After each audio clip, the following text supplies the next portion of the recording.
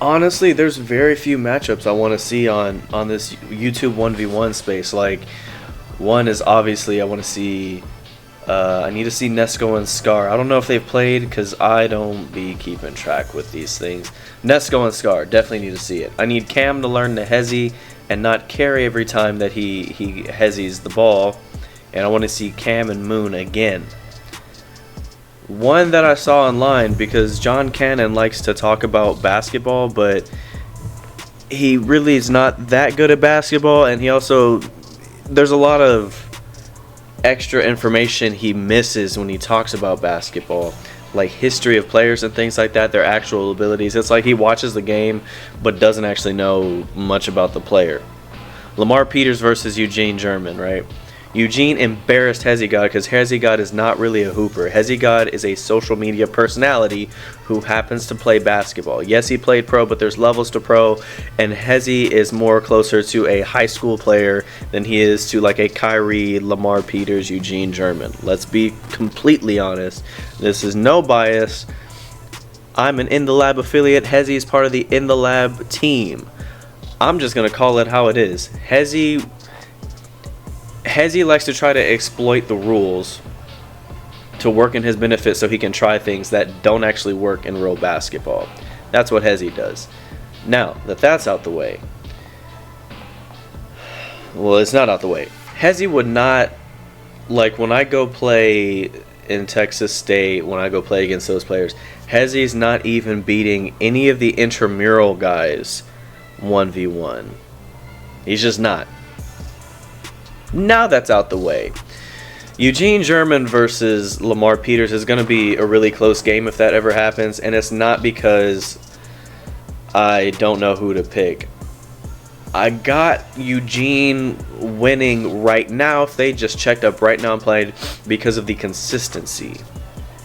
The whole reason, and this is more aimed at John Cannon because I don't think he knows the full story of Lamar Peters, or Peter Benton from ER if y'all have seen that show. Lamar Peters played in the G League. Okay? The reason why he was actually a top 10 draft pick, I think. The reason why Lamar Peters did not go to get a prime roster spot was because of his size and shooting inconsistencies. That's it. That is really it. Lamar Peters and I are the same height. We're both 6 foot. He probably weighs a little more. He's probably a little stronger than me, but we're the same size. I'm only 200. He's probably like 210, 220, right?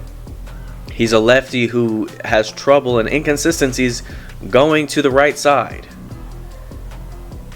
Back in college, his shooting had inconsistencies. Like, that's the whole reason that Lamar Peters did not go to actually play for like the Knicks. That's the reason why he played on the Knicks G League team. That's the reason. People don't understand that.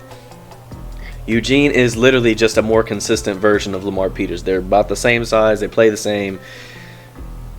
That matchup right now, Eugene I have winning just because his consistency.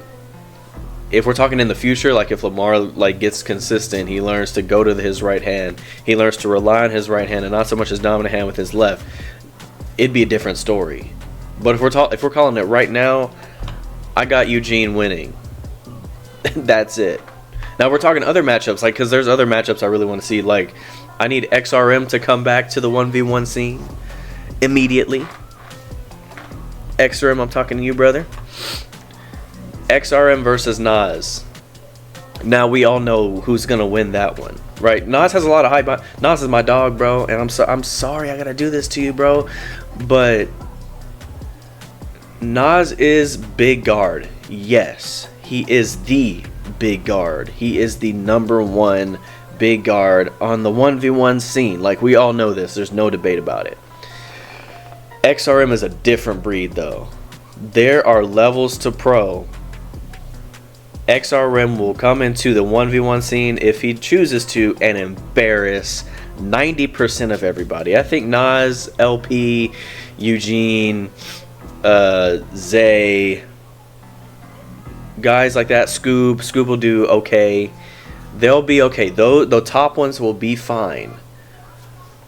But XRM versus Scar, Moon, Moon might have he might be okay. Moon, Scar, Cam, Friga, J. Lou.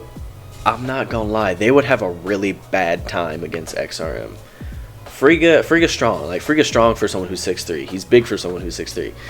But his style of scoring does not favor him in that matchup versus XRM.